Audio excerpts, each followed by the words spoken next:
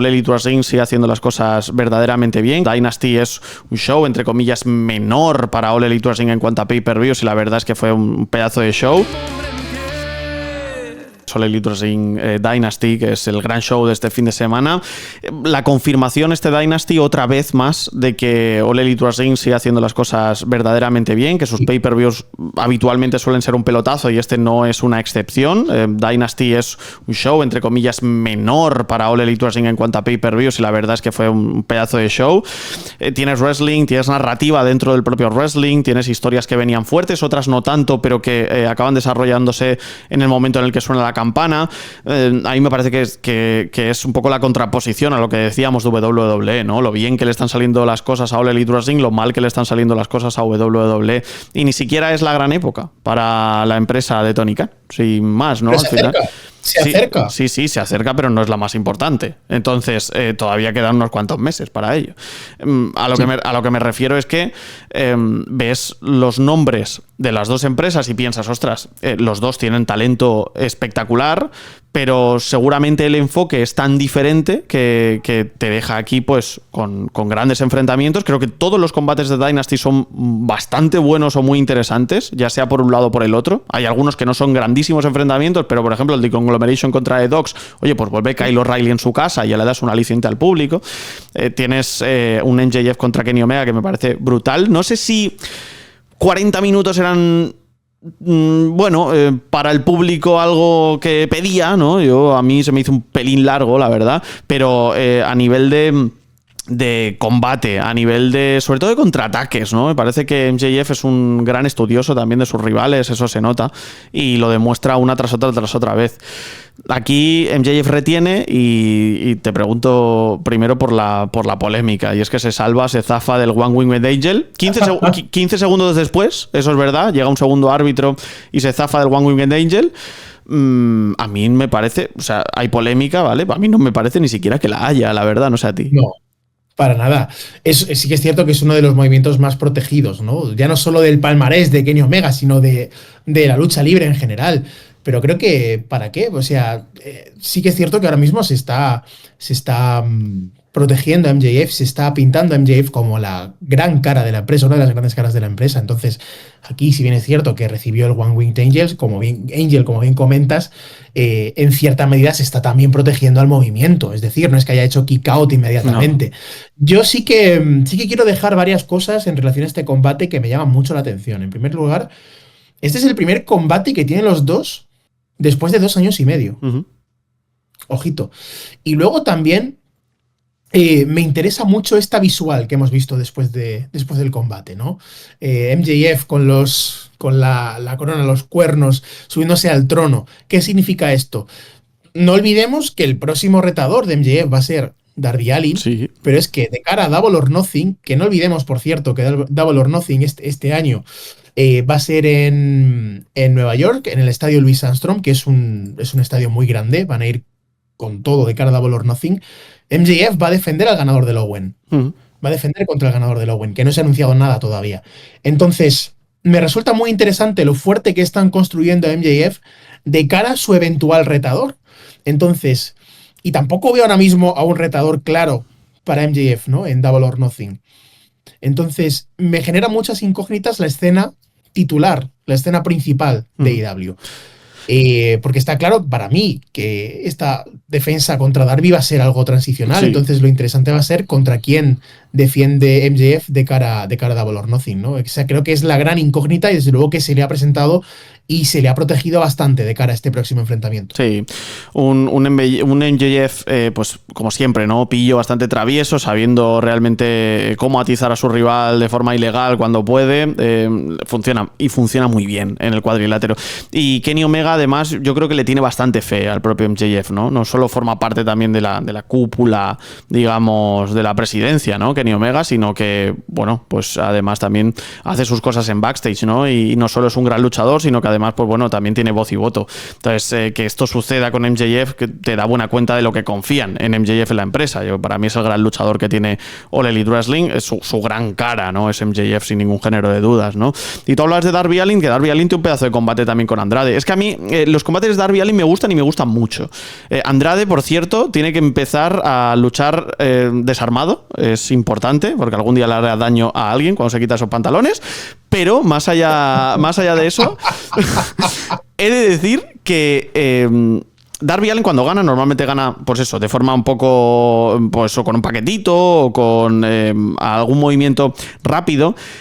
Y es que a mí me mola mucho esa dinámica de combates, pero es lo que te decía, para mí no para ser campeón de Elite Wrestling, con todas las opciones que tienen. Y de hecho para mí incluso debería haber ganado Andrade, entiendo el porqué, porque ya nos habían dejado un poco claro que Darby Allin podía ir por ahí, pero sinceramente, a mí me hubiese molado que hubiese ganado Andrade y que se hubiese posicionado como importante de cara a la escena, ¿no? Digamos, titular. Será Darby y se lo quitan de encima un poco rápido también. Andrade es un luchador que desde que ha regresado a AEW está... Ya pasó en su primer run. Su primer run, antes de marcharse, tuvo una racha de combates que fue una absoluta barbaridad en cuanto a calidad luchística. Pero es que desde que ha vuelto, lo está dando absolutamente todo. Ha encontrado, por cierto, su personaje, ha funcionado muy bien en televisión, están dando oportunidades, que es algo que yo creo que incluso el propio Andrade decía, ¿no? De su primer run, que hubiera deseado, ¿no? Que apostara más un poco la empresa por él, ¿no? Y parece ser que poquito a poco le están dando esta confianza y está funcionando muy bien, te quiero decir. Y aquí se juntan dos dinámicas muy interesantes, que son un luchador que está dispuesto a dar absolutamente todo en los encuentros, como es Darby Allin, y un luchador que cuando toma este rol de striker, de brawler incluso, como puede ser Andrade, congenia muy bien, ¿no? Y me resulta muy interesante también cómo, a pesar del corto tiempo que tuvieron para este combate, que si no me equivoco fueron 15 minutos, lo aprovecharon a las mil maravillas. A las mil maravillas. Y es muy interesante también lo que has comentado de Darby Allin, porque, y lo hemos hablado alguna que otra vez, tú como empresa quisieras apostar como campeón mundial a un perfil como es el de Darby Allin, ¿realmente te arriesgarías a apostar todo que un personaje como Darby sea tu cara, con todo lo que conlleva? Pues bueno, es cuanto menos una decisión un poco difícil de tomar, quizá, ¿no? Pero sí que es cierto que Darby es uno de los pilares que más ha funcionado en la empresa, que siempre está dispuesto a dar el 101% y que desde luego como retador, eventualmente transicional, incluso como luchador que puede encajar para tener reinados midcard, pues es desde luego uno de los principales activos de la empresa.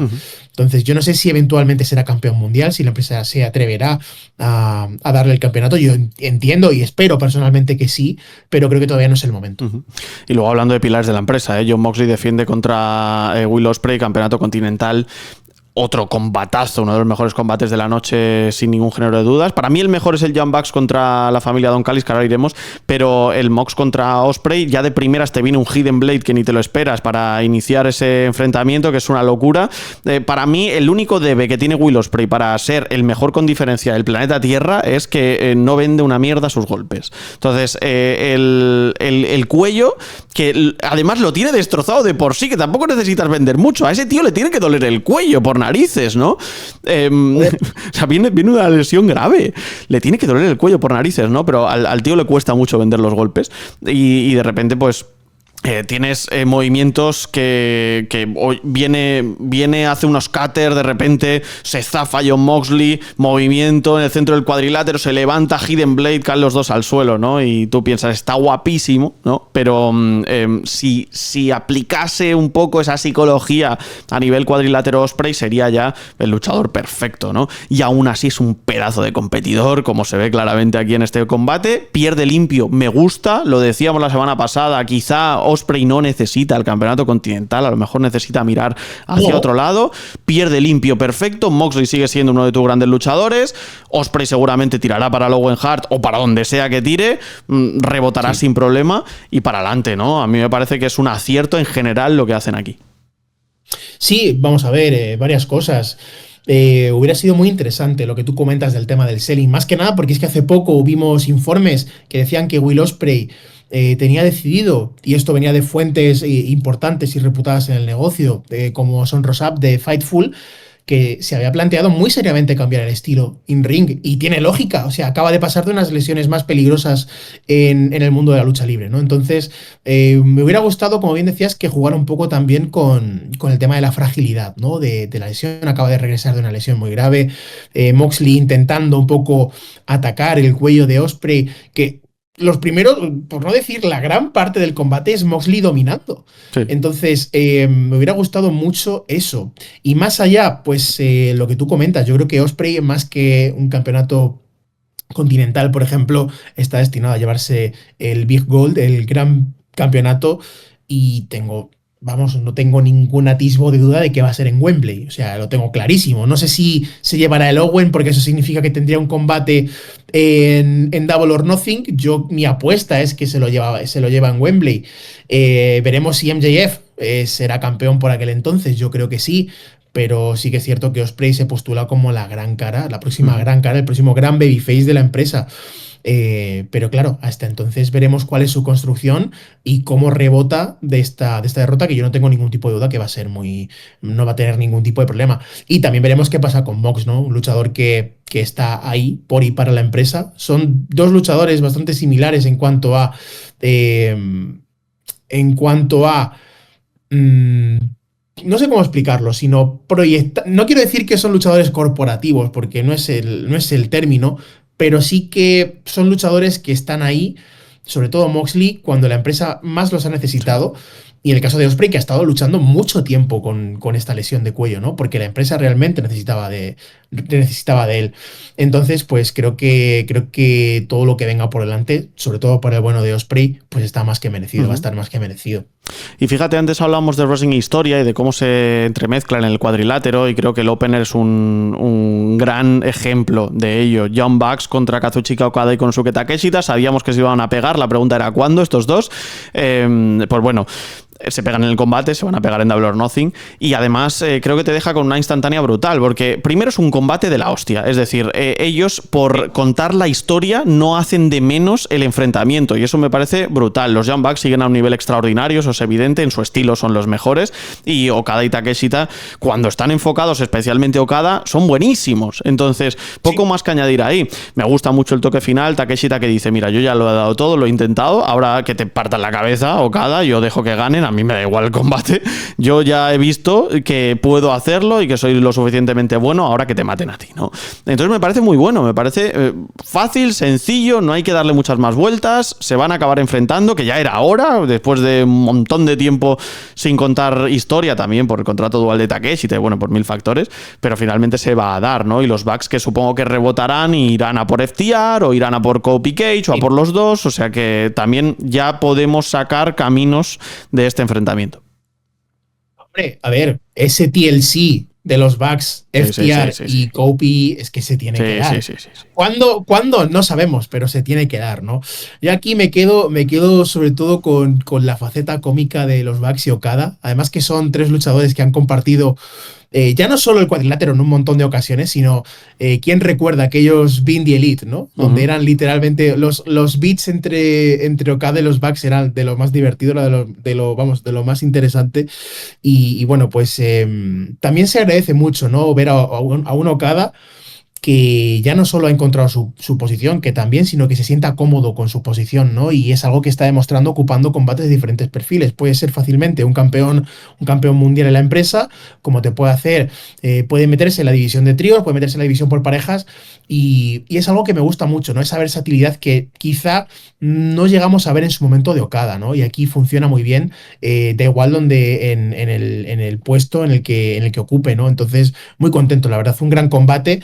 Va a ser muy interesante ver, como bien comentábamos, dónde van los Bucks y sobre todo la historia de Takeshita y Okada, que es algo que se tenía que contar desde hace bastante tiempo, que finalmente pues parece ser que han apretado el acelerador y lo vamos a tener. Yo ya te lo comentaba, esto tenía pinta de que se iba para Double or Nothing o para Wembley, y al final va a ser el caso, y no nos vamos a quejar, ¿no? Es uno de los grandes combates que tenían previsto que tener esa gran conclusión que no hemos tenido todavía. y desde luego que es uno de los combates a tener en cuenta en esta segunda mitad de año. Sí, citábamos por cierto a FTR y Keiichi Kobe, no consiguen los campeonatos, además Adam Copeland se destroza la frente con un titulazo que le meten brutal. El combate es muy interesante, muy bueno, me parece que también es muy sólido. Tienen 52 años Adam Copeland y Christian Cage, 52 años, y siguen dando muy buen espectáculo, la verdad que aquí no hay queja. Tuvimos también un muy buen tecla contra Jamie Hayter, muy sólido, dos buenas luchadoras que dan un muy buen enfrentamiento, y luego tuvimos dos cositas para mí de bastante interés, aparte de que Conglomeration se lleva el campeonato de tríos, que para mí fue cierta sorpresa en casa de Kyle O'Reilly, pero para mí ya te digo, ¿no? También dos cosas interesantes, que la primera es Kevin Knight consiguiendo el campeonato TNT, no sé, creo que hay división de opiniones, pero no sé si a ti te gusta el Casino Gauntlet o no, es una estipulación muy particular, desde luego. Sí, a mí me gusta mucho y siempre suele ser de los combates más divertidos de la noche, ¿no? Creo que, vamos, como espectáculo, incluso como contrapunto a algo que suele hacer mucho IW, es sobrecargar las carteleras con combates ya no solo dramáticos, sino intensos, ¿no? Se pueden hacer incluso demasiado largos. Son combates quizá en algunas partes mucho de desarrollo, ¿no? De dominio, de construir, de hacer trabajo, de lean work, pues siempre está bien, ¿no? Meter algún combate un poco para bajar el dramatismo, que lo hace muy bien con estipulaciones, o con estipulaciones me refiero, combates más extremos o más del rollo, o también con capsulitas, pildoritas como estos Casino Gauntlet. A mí son, ya te digo, me parece siempre uno de los highlights de las carteleras, porque suelen ser, aparte de que dan exposición a muchos talentos, suelen ser muy divertidos. Sí, y además yo creo que es una gran recompensa para Kevin Knight. Lamentablemente Kyle Fletcher se lesionó, tuvo que dejar vacante el campeonato, que es una debacle, pero que Kevin Knight sea el campeón a mí me parece muy interesante. Podían ser los dos, los dos compañeros, tanto Mike Bailey como Kevin Knight me parecían una muy buena oportunidad, opción, porque al final Kevin Knight confió en la empresa para acabar fichando. Siempre te da la sensación de que puede ser alguno de esos talentos que se vaya quedando por el camino, ¿no? De hecho, recordemos que Action Andretti le acabó ganando a Chris Jericho en su debut. Entonces, sí. Entonces dices, ¿eres bueno, pero te vas a quedar ahí o vas a seguir adelante, ¿no? Y creo que Kevin Knight ha dado el 120% de sí mismo, ha funcionado muy bien en el equipo con Mike Bailey, le han dado la posibilidad de ser importante y ahora mismo, pues, de ser campeón TNT, ¿no? Y tiene una muy buena oportunidad también All Elite Wrestling para que empiece a defenderlo contra todo Dios. No hace falta que sea un reinado largo, sino un reinado interesante en ese aspecto. Eso te iba a decir, tengo muchas ganas, sobre todo por el tema de joder, molaría mucho que volviera el tema de el formato de los retos abiertos, ¿no? Ya ni siquiera retos abiertos, ¿no? De probar a Kevin Knight, que generalmente en estos casos se suele utilizar el campeonato TNT o se solía utilizar el campeonato TNT para cosas así, ¿no? Para probar a un luchador con diferentes perfiles y creo que puede funcionar bastante bien. Me sorprendió mucho, eso sí, la decisión de dárselo a Kevin Knight por encima de un luchador quizá más establecido como Mike Bailey, pero creo que a Mike Bailey eventualmente la oportunidad le llegará y estoy muy contento por que hayan apostado por un perfil como el de Kevin Knight, que más allá de este logro no tiene campeonatos individuales en su haber, solo ha tenido el campeonato de tríos en 2 ocasiones y el campeonato por parejas de WGP junto a Kushida. Más allá no ha tenido ninguna oportunidad, me refiero, ningún reinado individual, así que creo que esto puede ser un buen escaparate para el bueno de Kevin Knight. Sin duda, sin duda. Y luego además también lo que teníamos es la derrota de Chris Jericho contra Ricochet. yo no pensé que fuese a palmar. Sí que es verdad que al final era un 3 contra 1. Lo que sí que tú a mí me dices ayer, no te digo el año pasado, te digo ayer que Chris Jericho va a dar un buen combate y yo me río. Pues sí, no solo ha dado un buen combate, sino que creo que ha dado un bastante buen enfrentamiento para lo que fue Chris Jericho el año pasado, que es un desastre. Tienes un Lionsault, tienes un Hurricane Rana desde la tercera cuerda, tienes un pedazo de reversal a un 450 de Ricochet. Lo he visto bastante bien, muy fresco, sí. Con atleticismo que había perdido por el camino. Bastante bien Chris Jericho, la verdad. Sí que se notaba con un poquito de ring rust, pero es que es normal, ¿no? Claro. Después de tantos meses fuera de la acción, y sí que es cierto que hemos estado viendo, ¿no? Estos meses con la especulación de su posible regreso a WWE. Jericho ha estado subiendo fotos en sus redes sociales y se le veía ya por aquel entonces en muy buen estado físico. Yo espero que esto sirva un poco para ya ni siquiera para acallar las críticas que estuvo en su último run por AEW, que fueron más que justificadas, sino para demostrar que, oye, todavía puedo ser un activo importante para la empresa, puedo hacer cosas interesantes. Y una cosa que tengo ganas de ver es si realmente esta buena acogida que ha tenido Jericho en su regreso se debe a que es público local o que realmente la gente tiene ganas de ver a Jericho, porque cuando se fue de AEW era una figura muy quemada. Era una figura muy quemada que muchos fanáticos pues no acababan de aceptar incluso, ¿no? Salió como muy, muy dañado de su último run en la empresa. Entonces, veremos.